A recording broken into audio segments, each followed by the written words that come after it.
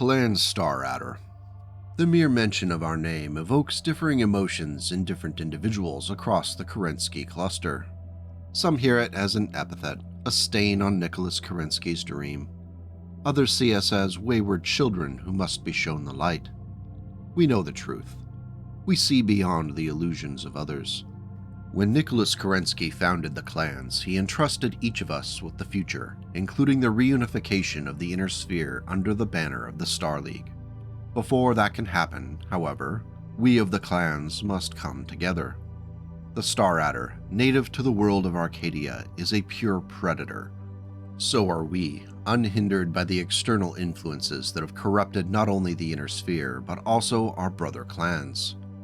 Throughout the 2.5 centuries of our existence, we have heard our fellow clans' taunts and accusations, and gone on in spite of them. We have outlived our mortal enemies and moved against those who threatened the fabric of our civilization. Above all, we have survived. That, more than anything, proves our worth. Loremaster Dragmar Lahiri, 26th July, 3059.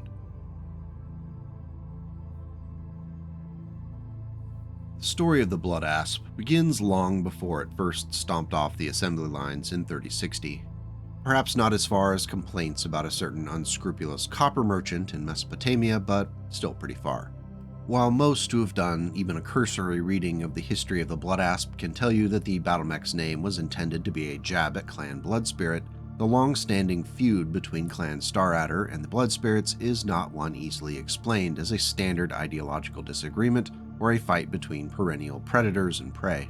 Rather, it was the result of an interesting series of events that highlights the intricate dance of internal clan politics in the centuries following Nicholas Kerensky's death.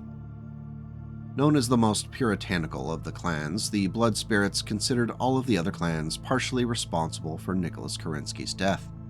This fostered an isolationist mindset, which in turn led to other clans looking at the Bloodspirits with suspicion and contempt. While the other clans experienced growth and advancement during the Golden Century, the Bloodspirits struggled to remain strong enough to ward off their competitors. Clan Burrock specifically made a project out of trying to undermine and leech off of Clan Bloodspirit resources and colonies. Already feeling picked on, the Bloodspirits shared a special, intense hatred for everything Burrock. With fewer resources and a smaller Tumen, Clan Bloodspirit was forced to militarize their entire society. Sibco training was brutal and often resulted in entire cohorts being wiped out because they were not achieving at a high enough level. Those who made it through to achieve warrior status were impeccable fighters. With all of their castes receiving at least some weapons training, the Clan Bloodspirit intended to fight tooth and nail if the other clans came calling, which they very often did. Proving once and for all they were skilled at holding a grudge, when the 31st century rolled around, the Bloodspirits finally had their chance to strike back at Clan Burrock. Wielding evidence of extensive dealings with the bandit caste, Clan Starradder announced a resolution calling for the absorption of Clan Burrock at the Grand Council session. Conveniently, both Clan Bloodspirit Khans were in attendance, which was out of the ordinary, and they quickly backed the resolution. Much to the horror of Clan Burrock, the unexpected support led to the passing of the resolution. After so many years of having to deal with the Burrocks, the Bloodspirit Khans expected to be granted the honor of vanquishing the dishonorable rivals once and for all. The Bloodspirits would find a new life after absorbing the resources and useful personnel of the Burrocks. Unfortunately for both their egos and the clan, the honor was instead granted to the Staradders. This went over with the Bloodspirits about as well as tossing a block of potassium into a lake. Furious at being snubbed and outplayed yet again by another dishonorable foe, the Bloodspirits left the council in a huff and began to work on a new plan. While the Staradders marshaled their forces for the trial of absorption, the Bloodspirits did the same. While a straight-up fight against Burrock might have been a challenge for the Bloodspirits, creating a three-way battle would favor them. Torn between defending themselves against both the Staradders and the Bloodspirits, Clan Burrock would surely crumble. Of course, this, like so many other Bloodspirits' plans, would not go well. When the Bloodspirits dropped onto the Burrock worlds of Priori and Albion, instead of playing spoiler to a three-way battle, the Spirit Tumen was instead facing a combined effort to repulse them. Faced with likely obliteration and having already lost 2 Khans and a Galaxy commander in the fight with the Star Adders, a Burrock Star Colonel named Carlos Hutchinson sought to find temporary common cause with the Adders against the Blood Spirits. The Blood Spirit forces were quickly overwhelmed and routed. 5 days after landing on Albion, the remnants of their forces fled in dropships with only 2 surviving clusters. With their 2 men routed across multiple systems and nothing to show for it, Clan Blood Spirit took it like a champ and decided to let go of their grudges. Oh, what's that? Oh, they doubled down and then added the Star Adders to their list of sworn enemies. The absorption of Clan Burrock went quickly, though the Star Adders suffered due to what they considered Blood Spirit treachery. The Adders lost 3 full galaxies in the fighting, while Clan Blood Spirit lost more than 6, severely diminishing their ability to project force. This brings us up to the 3050s and 60s, with Clan Blood Spirits stewing over their lot in life while the Adders looked at them with contempt. With both clans being left behind during Operation Revival, they each had plenty of time to poke at each other. Now, when I say the Blood Asp was created to spite Clan Blood Spirit, we now fully understand their motivation. When the Adder Scientist cast was tasked with creating a new 90-ton Omnimech that could overpower its peers, they first looked at what already worked. The Kingfisher was already a proven design, which was known for its rugged frame and ability to take punishing fire. With this inspiration, the Adder design team decided to take the leap to a consolidated extra-light Fusion 360 engine, which cut its mass to just 16.5 tons. While this of course would impact the durability of the design, it was considered worth it to free up that mass for use elsewhere. The Type MAES 90 Endosteel frame saved additional mass, though with that in the engine, the designers were forced to swap over to 16 tons of standard ZZ7 ceramic plate armor instead of utilizing ferrofibrous. This meant that even though the new design would carry 16 tons for protection, it still would offer 8% less than the 14.5 tons of ferrofibrous armor that the Kingfisher carried. 14 double heat sinks were built into the engine with the addition of the cockpit and gyro that left 42 tons of pod space across 32 open locations. Most of those criticals were found in the sides and arms. There would be no head-mounted emotional support small lasers on this Omnimech, I'm afraid. Looking at the Kingfisher for reference, the new design had an 18-ton advantage in pod space. That's what an XL engine can earn you. The other rough comparable was the 95-ton Gladiator's 23.5 tons of pod space. With the core hammered out, as previously hinted at, the design was given the name Blood Asp as a direct insult to those rascally blood spirits. I'm sure they took the news without overreacting. The typical Star Adder warrior thinks in terms of strategic rather than tactical victories, a quirk that has earned the Star Adders a dubious place in the roles of the Crusader clans. Most Crusader Khans, and even several Warden Khans, have mocked the Adders countless times during the past 2 centuries for their alleged timidity and honorless methods of fighting. None, however, wishes to fight the Adders on an equal footing. The Warrior's Way, Crusader Clan Sourcebook, page 117. The primary configuration Blood Asp was very much a creature of its time. 2 left and right torso-mounted Gauss rifles packed an intimidating 1-2 punch at long range, but close-range brawling was where the Prime could cause some serious damage. Starting with 2 medium pulse lasers split between the arms, their reliable and accurate 7 damage apiece couldn't be ignored. Additionally, a Streak SRM-6 launcher was set into the center torso and fed by a single ton of ammunition in the right torso, which could exploit holes left in armor from the bigger guns. Finally, 4 medium-heavy lasers split between the arms could hit for 10 damage apiece out to 9 hexes at a +1 accuracy penalty. A theoretical full Alpha Strike could do up to 96 damage should the gods of aiming smile upon the Prime's Mechwarrior. Doing so on the run would generate 44 heat, of which 36 could be wicked away by the 18 double heat sinks. That left a surplus of 8 on the mech to wick off the next turn. While not ideal, if the time was right, the Blood Asp could delete an opponent and not have to worry about a next turn. Though speaking of time, it is of the essence from the Prime configuration due to the fact that the Gauss rifles only have a single ton of ammunition apiece, 8 shots per rifle. Better make them count. With a good mixture of weapons useful across the ranges and enough heat sinks to keep most of them going at a pretty good clip, the Blood Asp Prime configuration is hard to beat. Let's see if the other original variants can keep up. The Blood Asp A configuration was also a heavy hitter, though instead of taking Gauss rifles, more sustainable 2 ERPPCs were installed into the arms instead. Backing them up in the mid-range were 2 large heavy lasers, also split between the arms. All 4 weapons were aided by a targeting computer set into the right torso. This negated the +1 to hit penalty of the heavy lasers and gave the ERPPCs a -1 accuracy boost. The prospect of doing 15, 15, 16, and 16 damage to a target should give pause. There aren't many targets which could take that much punishment for very long. The limiting factor for the Blood Asp A was heat generation, which was substantial. Thankfully, it did carry 25 double heat sinks, which could wick off 76% of the heat generated by an alpha strike.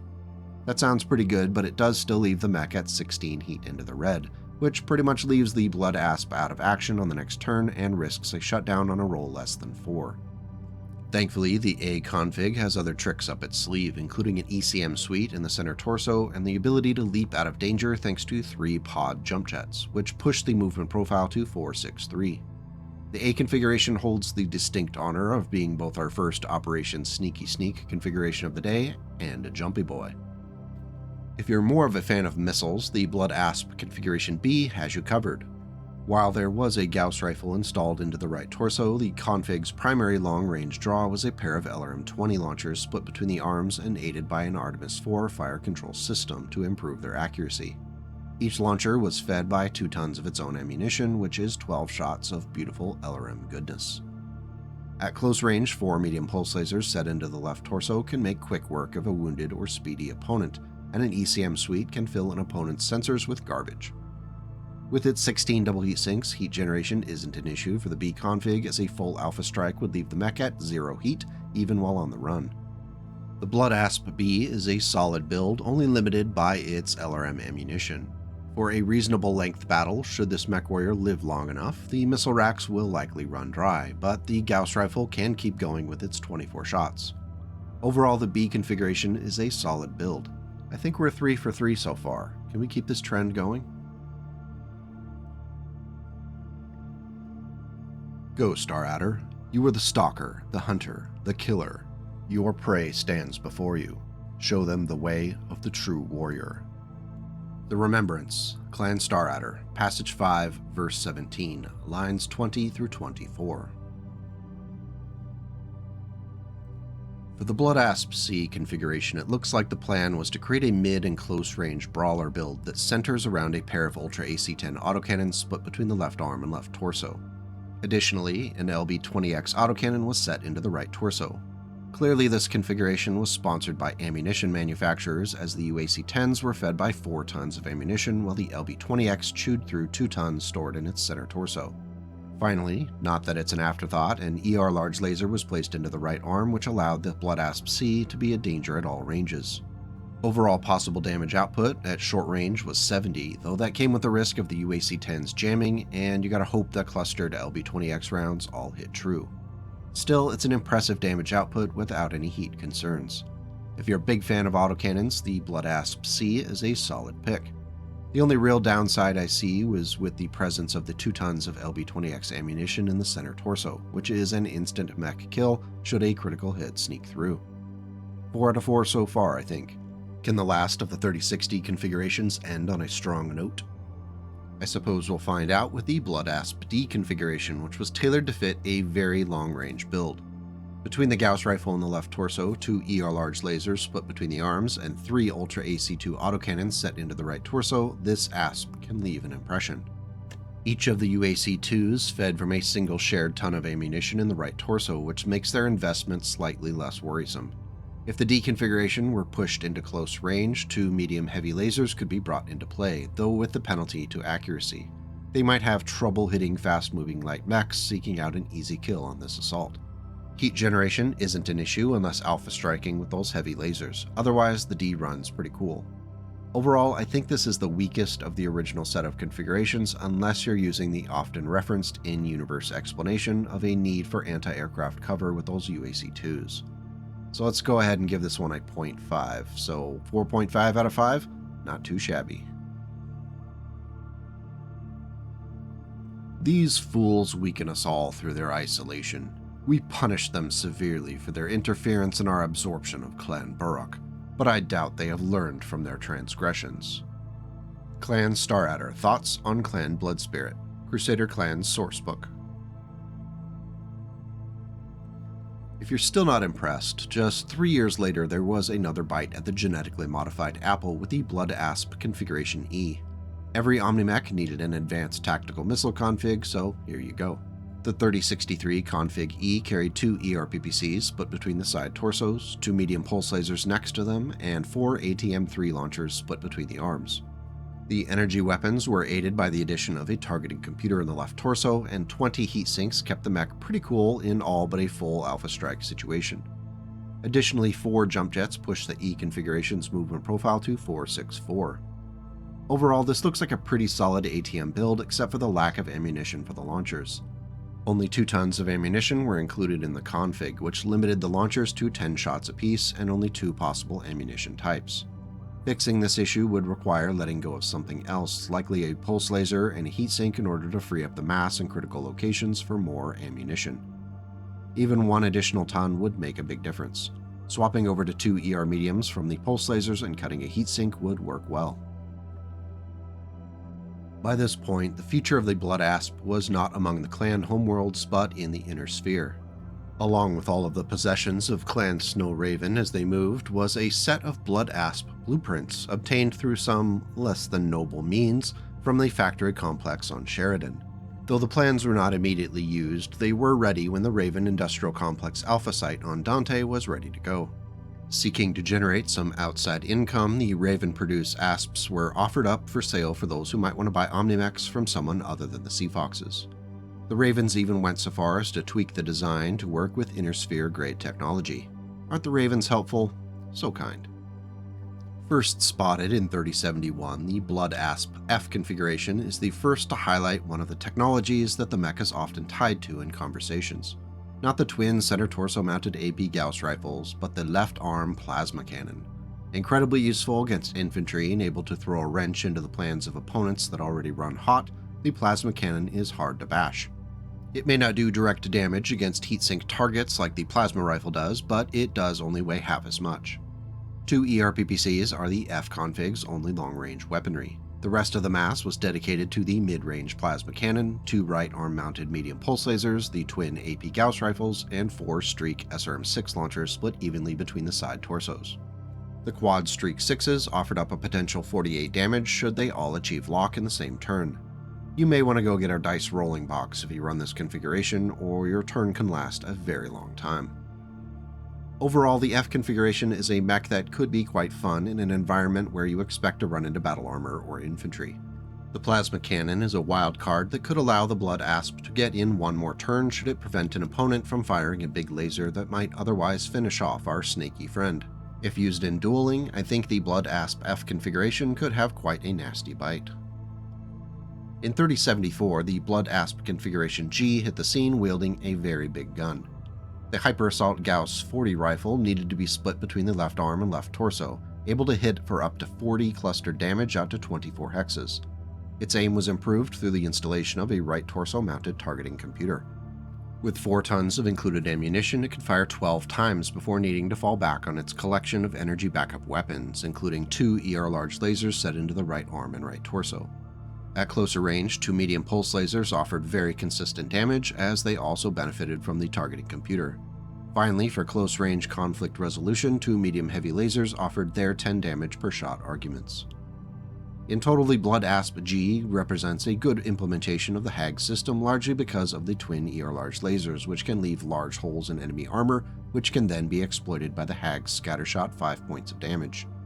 There are too many battlemechs out there that receive the Hyper Assault Gauss only to have to rely upon others to do the heavy lifting of punching through armor. The Blood Asp G configuration is the whole package. Our next official configuration requires a big leap down the timeline to 3142. The T configuration is a Raven creation that takes advantage of some newer technology and mixes in some Inner Sphere tech as well. 2 ER large lasers were split between the arms, and they were joined at mid-range with 4 additional ER medium lasers. At close range, a standard SRM-6 launcher in the center torso promised an unhealthy hug. Finally, obviously the stars of the show, 2 plasma rifles were split between the side torsos, fed by 5 tons of ammunition. That's 25 shots apiece for the uninitiated. All of these weapons generated a considerable amount of heat, so the T configuration was given 22 double heat sinks to deal with most of it. To aid in delivery of plasma onto target, a supercharger was set into the center torso and could temporarily push the Blood Asp's movement profile to 480, which is pretty impressive for a 90-ton Battlemech. Just don't overdo it and brick your engine like that fellow from the Firemoth video. The Blood Asp T configuration is an incredible demonstration platform for the plasma rifle, and I'd know as I've toyed with a few mechs that carry it. Definitely give it a go if you can. The official record sheet for it is found in the IlKlan Rec Guide 32. The most recent Blood Asp is the I configuration, and it arrived on the scene in 3148. Again, it's a mixture of Inner Sphere and clan tech produced by the Raven Alliance. The Blood Asp is dominated by the installation of an improved heavy Gauss rifle set into the right and center torsos. It promised 22 damage hits out to 19 hexes and was fed by 4 tons of ammunition, which is 16 shots. Backing up the big gun at 15 hexes were a couple of large re-engineered lasers. I know at least one channel fan who will be pleased by this news. They all benefit from a -1 accuracy improvement and can do 9 damage against standard armor and ignore the special properties of ferrolamellar, reflective, and hardened armored types. If all else fails and the I configuration is forced to engage in close combat, 4 ER small lasers were set into the left torso. 14 double heat sinks were more than enough to handle the heat generated by the weapons, and the only serious limiting factor was the limited ammunition on the improved heavy Gauss. Additionally, the placement of the weapon in both the side and center torso put the Blood Asp at serious risk should the weapon suffer a critical hit and the capacitors explode. If you've never used the improved heavy Gauss rifle before, the I configuration could be a good platform for you. But if you're like me and not a big fan of putting all your eggs into one basket, the T is probably the better pick. Clan Snowraven wastes nothing. They make use of neglected opportunities, creating advantages where others see none. They believe in working alongside other clans, using them for their own gain, and they give the appearance of being the perfect ally. IlKhan Ulrich Kerensky, 3055, Field Manual Warden Clans, page 118. These last 2 configurations for the Blood Asp are very likely to be seen in larger numbers across the Inner Sphere as production continues. Buyers who are desperate for clan tech but don't want to go through the Sea Foxes and their abusive pricing structure could end up getting quite a powerful mech from the Ravens. Several have already been spotted among the AFFS in Davion space, though where they came from is not as simple as just asking for the receipt. Apparently, the Blood Asp picked up a nickname when it was spotted in the Chaos March. It was so often referred to as the Star Adder mech that the name Star Adder stuck. In one very odd incident in 3149, a Raven jumpship materialized within the new Abilene system, which is just inside the borders of the Magistracy of Canopus near the Capellan Confederation. What they were doing way out there was not immediately obvious, but apparently they challenged the defenders on New Abilene to an interesting contest. In exchange for the opportunity to win a brand new Blood Asp, the Ravens wanted to pit green mech warriors against the defending 2nd Magistracy Highlanders. The Highlanders officer, Colonel Payne, accepted the challenge, thinking they might have decent odds against the fresh clan warriors. Unfortunately, Payne miscalculated the odds and was forced to watch in shock as the Raven mech warriors used 3 Blood Asps to tear apart the entire company of mech warriors.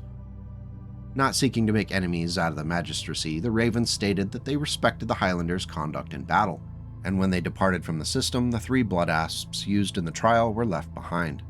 When later questioned about the incident, Colonel Payne said that the entire incident was one hell of a sales pitch.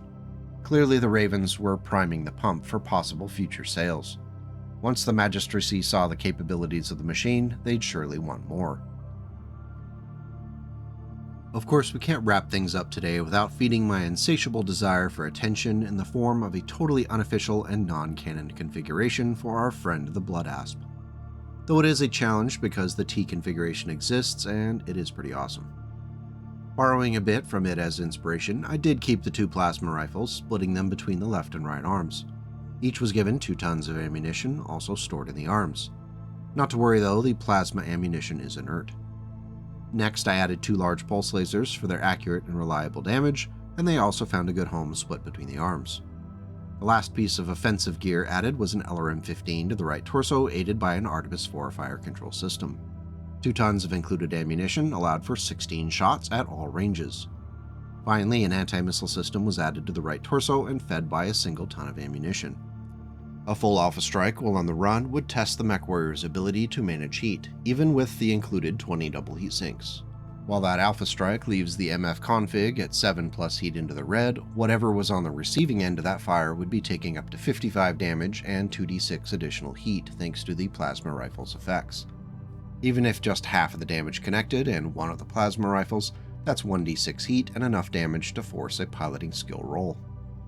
I think the Bloodasp MF config would be a blast to play, though it might make your opponent a little fussy if they showed up with their finely tuned energy boat.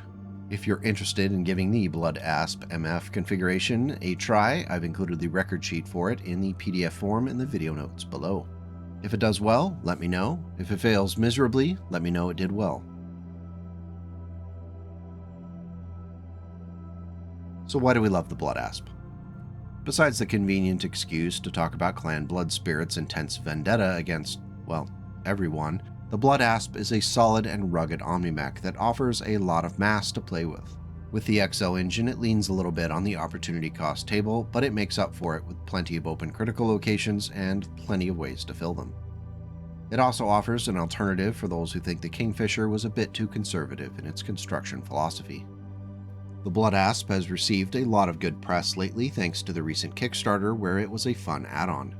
And it was great to finally light the fire under the Discord community's butt to see the mech painted up for this video.